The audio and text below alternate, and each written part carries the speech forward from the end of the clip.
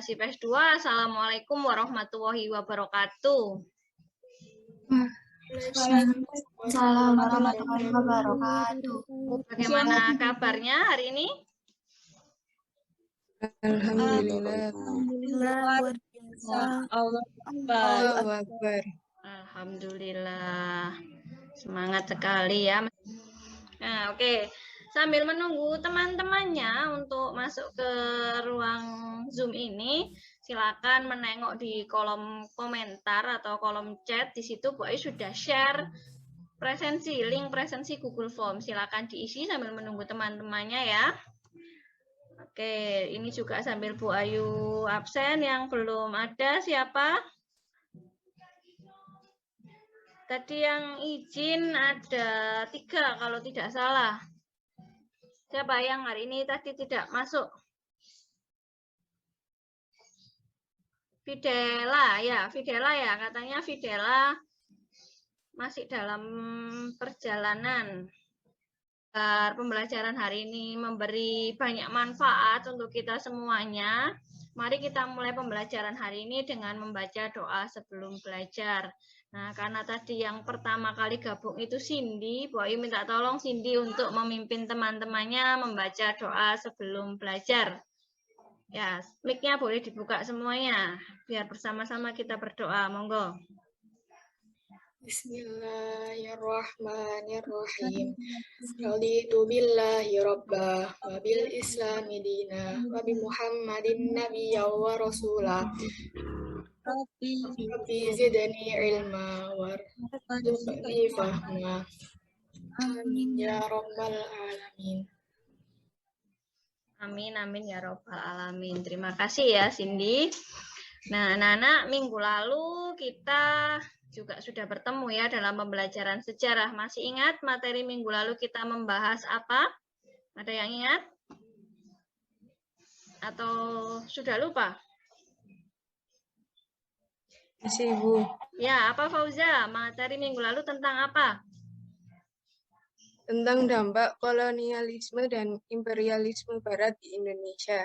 Iya, mantap sekali Fauza, ingatannya luar biasa ya, dampak kolonialisme dan imperialisme Barat di Indonesia. Pertemuan hari ini,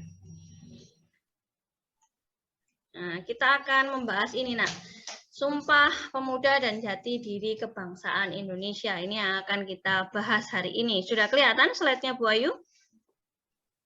Sudah, Bu. Oke, sip. Nah, adapun tujuan pembelajarannya melalui eksplorasi sumber buku dan internet dengan metode saintifik dan model problem based learning, kalian diharapkan dapat menganalisis latar belakang lahirnya Sumpah Pemuda dengan tepat dan menyusunnya dalam bentuk PowerPoint secara berkelompok, disiplin dan bertanggung jawab. Seperti itu ya. Nah, kegiatan pembelajaran kita hari ini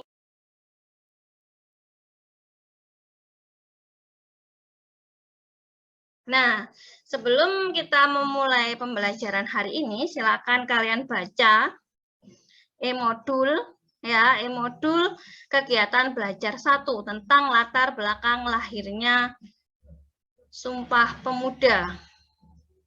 5 menit ya, Bu Ayu beri waktu 5 menit untuk membaca e-modul tersebut. Bu Ayu punya lirik lagu apakah ini? Hafal lagu ini? Pernah menyanyikan? Pernah ya, pasti ya pernah menyanyikan. Oke, coba siapakah yang mau menyanyikan ini, lirik lagu ini? Atau kita nyanyi bersama-sama? Siapa yang mau memimpin? Bersama-sama saja, Bu. Ya wes, bersama-sama. Ayo, silakan. Siapa yang memimpin? Saya, Bu. Oke, monggo, ayo. Kita nyanyi bersama-sama ya. Fales-fales dikit enggak apa-apa. Yang penting biar tambah semangat ya. Yuk. Ayo, yang lain on mic dulu. Boy juga punya video. Nah, nanti apa kaitannya lagu ini dengan video yang akan Bu Ayu tampilkan? Silakan disimak begitu ya. Anda telah berhasil memecah belah persatuan. Sudah, anak sudah disimak ya videonya, sudah jelas tadi. Nah, dari lagu yang sudah kita nyanyikan bersama-sama dan juga video yang baru saja kalian simak, adakah pertanyaan ataukah semacam ada pemikiran tersendiri di dalam pikiran kalian? Silakan, siapa yang mau mengutarakan pertanyaan atau pemikirannya terkait apa sih hubungan dari lagu tadi dan juga video tadi dengan materi kita hari ini. Monggo bisa mengangkat tangan atau bisa langsung membuka mic-nya.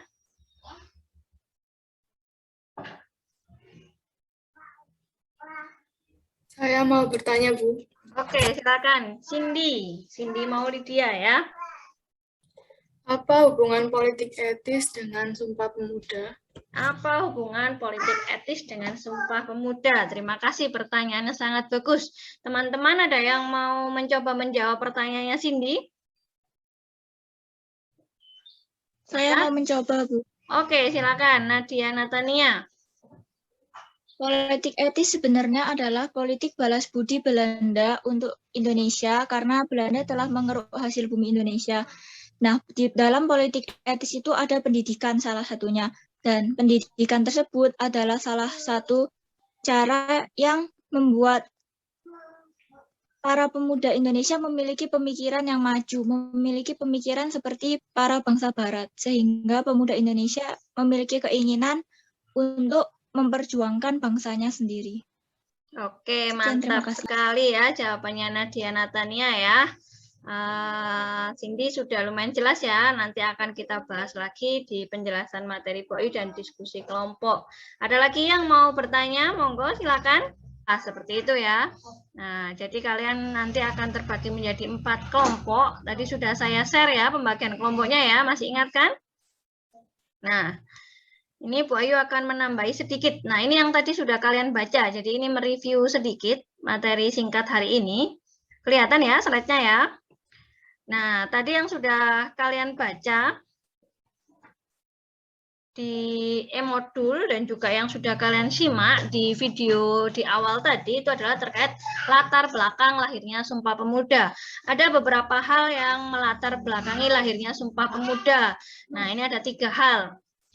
Apa saja? Yang pertama adalah politik etis. Kalau tidak ada, nah silakan berkumpul dengan kelompoknya. Ada 4 kelompok tadi ya. Silakan kalian mendiskusikan 4 pertanyaan temanmu tadi. Silakan dianalisa, dicari jawabannya. Kelompok 1 tadi membahas pertanyaan pertama. Apa hubungan politik etis dengan Sumpah Pemuda? Seperti itu ya. Nah, bagaimana politik etis bisa melahirkan Sumpah Pemuda? Kelompok 1 tadi siapa ketuanya? Masih ingat? Fauza ya. Waalaikumsalam warahmatullahi wabarakatuh. Saya perwakilan dari kelompok 1 akan menjelaskan politik etis dalam Sumpah Pemuda. Politik etis atau politik balas budi adalah kebijakan yang dikeluarkan oleh kolonial Hindia Belanda sejak 1 September 1901. Sepertinya oke, Boyo aja yang menanggapi biar lebih cepat. Nah, kelompok 1 ini sudah bagus ya. Dari segi PPT juga bisa kita baca dan kita pahami dengan jelas seperti itu ya. Nah, benar terjadi hubungan politik etis dengan Sumpah Pemuda. Nah, karena adanya politik etis ini memunculkan kaum terpelajar. Nah, kaum terpelajar inilah yang nantinya mengawali era pergerakan nasional dan melahirkan Sumpah Pemuda. Seperti itu ya, sama seperti jawabannya Nadia Natania tadi, tapi ini lebih dijelaskan lagi. Oke, terima kasih kelompok 1 bisa ditutup presentasinya. Nah, dilanjut kelompok 2. Monggo silakan kelompok 2.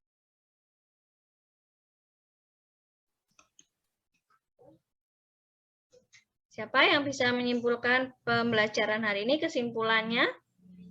Silakan. Oke, silakan Nadia.